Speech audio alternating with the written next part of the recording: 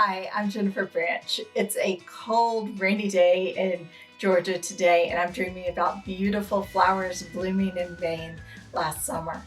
So that's what we're going to paint today, is this beautiful garden, Thuya Gardens up in Northeast Harbor in Maine, next to Acadia National Park. As you can see, it is absolutely gorgeous. First thing I do is I usually prep a couple colors. So I'm getting some blues and some greens and a little bit of some bright yellows and just a couple different things laid out on my palette so I can work really fast when it's time to start working. Make certain that you have plenty of pigment in the wells because you can't paint bold, beautiful colors with just a tiny, tiny dab of pigment. You need a lot of paint. So this is on rough press paper and arches, and I'm using nickel azo yellow for a warm glow in the distance.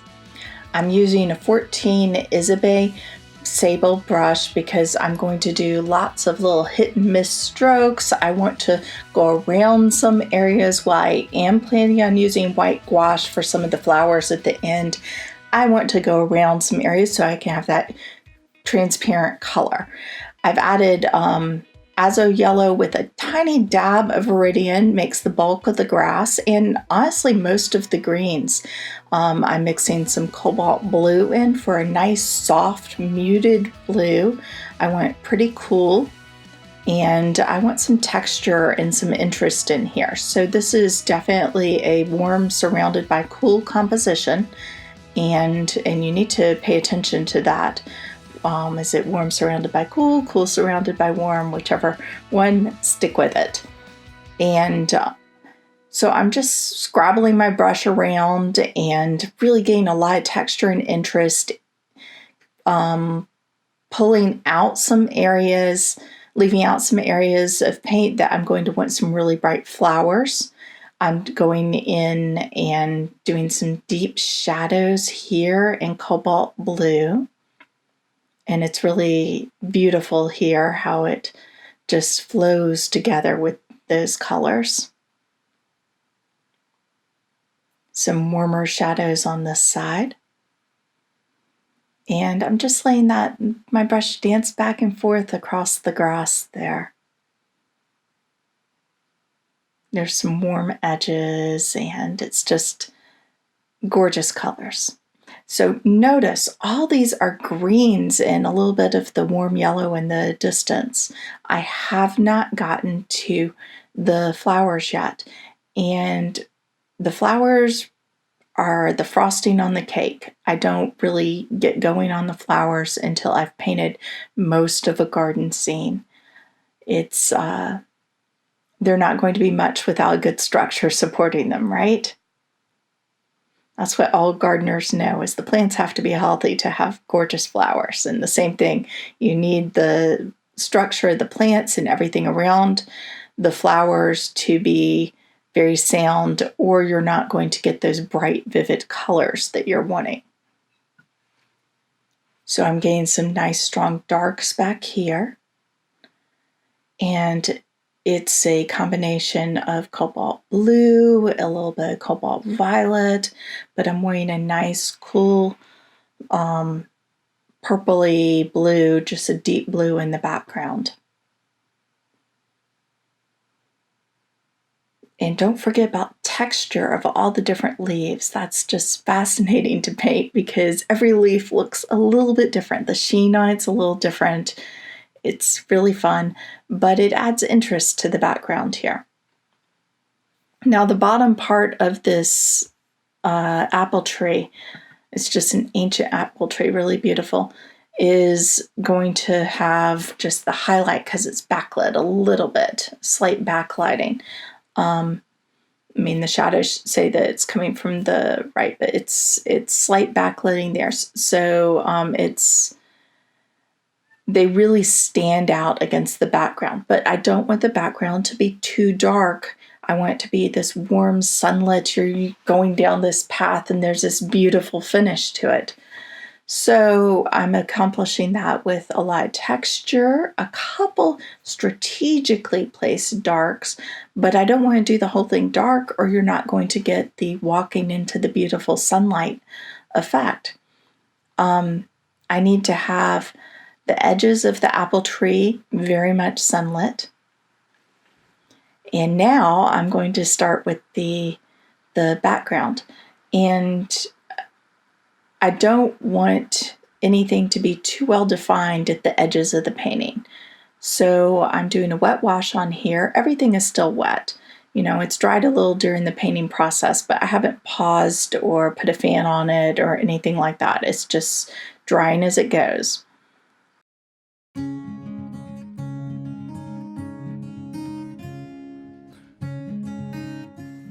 All I'm doing here is little hints of what's in the background here.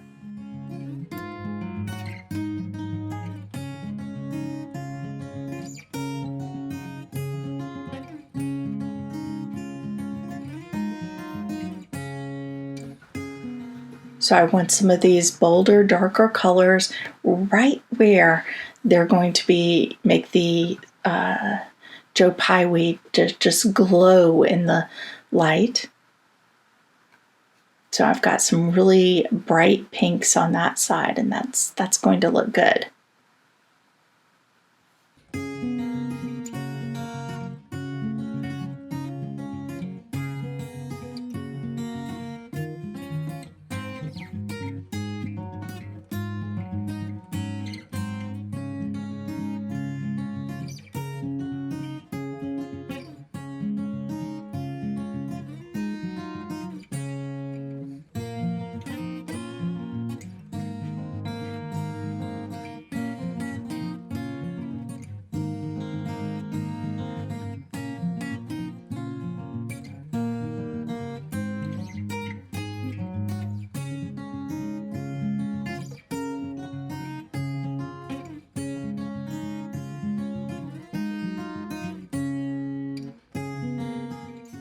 Now you notice all I've done so far is the background. I haven't done a single bright yellow or pink or whatever flower.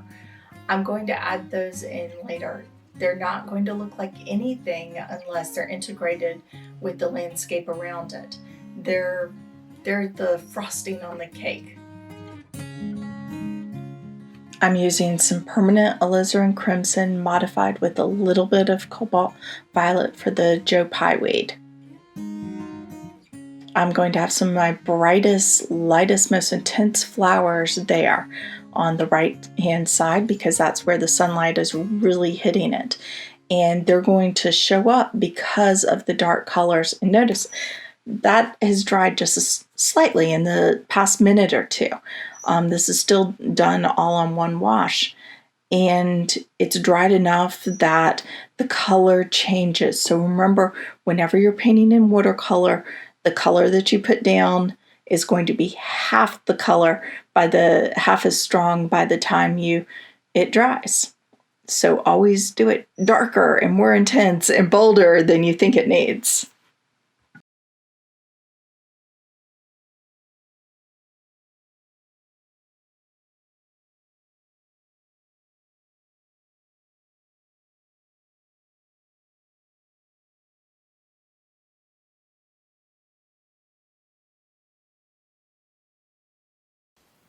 So now I'm doing the old apple tree. It's all gnarled and really, really interesting. It's the oldest thing in the garden, I think, and it's very beautiful. Now remember, something like an apple tree, it's surprisingly difficult to paint. It's really intriguing with all the gnarled limbs and everything. And it's got those highlighted leaves just kind of showing up there, and it's just really fun to paint. But it's also harder than you'd think it would be. So remember that the edges, especially on the right side, are going to be lighter. They're going to have a lot of white highlights on them. So I'm using the smaller brush and I'm going with those little twigs that will probably be clipped by, at some point this summer. And I'm just letting it flow a bit there. And then in the center, so I'm going around all the edges of it with a fairly light, very bright green, kind of a yellow green. And then into that, I'm going to put some darker blue or greens and less highlights and less definition, really, in the center of the shapes. So it's like painting clouds, even, where the edges are all highlighted and in the centers, you don't really see so much. So doing something like a little bit of a dark tree to show up those bright highlights, that helps. And I'm going to have several dark trees in there and a couple little things. And I'm just, this isn't really wet into wet, but it ends up being wet into wet because of going over the previous layer. But I want some darker colors on the right-hand side. I care more about that on the right-hand side because it's going to make those bright pinks show up, and it's going to make the edges of the apple tree really show up. The center of the interest is still walking down that path. I mean, it's got to be the center of interest because you are, it's basically an arrow that's pointing you down that path.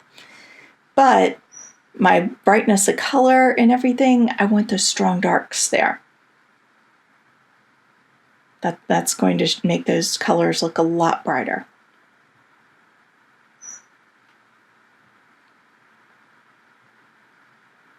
So I'm just moving very fast with the brush. I'm not even using a rigger. I'm using a number 8 sable, and I'm just playing with it.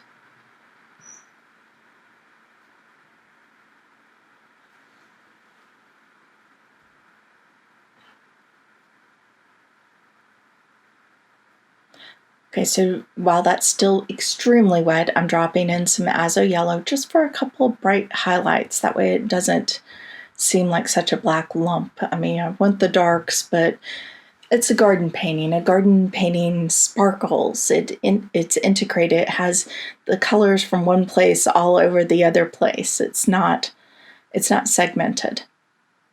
It's very sparkly.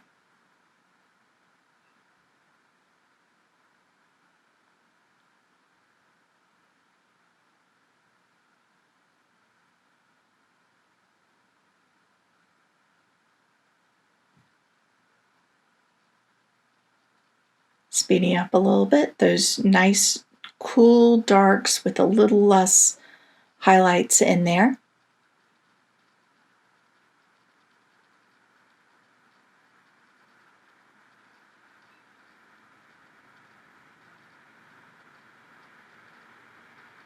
So the apple tree is lots of layers. I'm not waiting for any of them to dry, but it's still many, many layers in there. So I've got some bright yellows of those flowers, and I'm going to modify them with a little bit of orange. I've been playing a lot with the permanent alizarin crimson, and it's a nice color. I think it might be the pink that I've been looking for.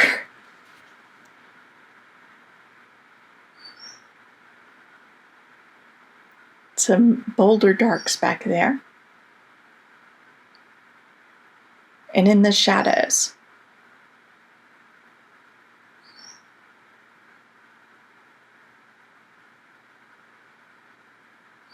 You really need the strong darks to make those colors and the sunlight just pop. And remember, you recognize objects such as grass or leaves or something by the edges of the objects.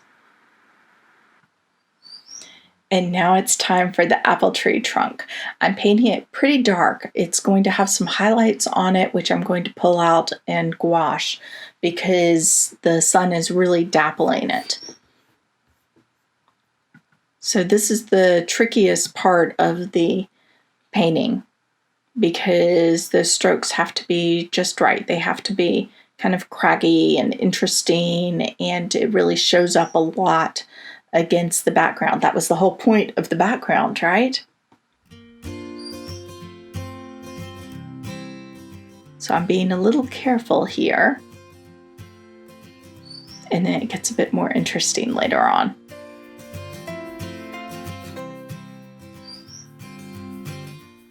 some strong darks to play up those bright pinks. Or what will be bright pinks in a wash or two.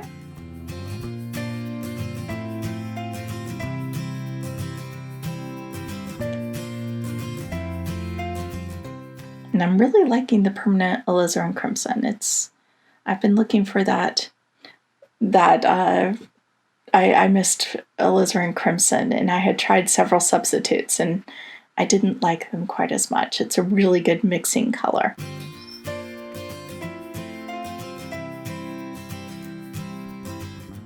So I'm leaving some white in there for highlights.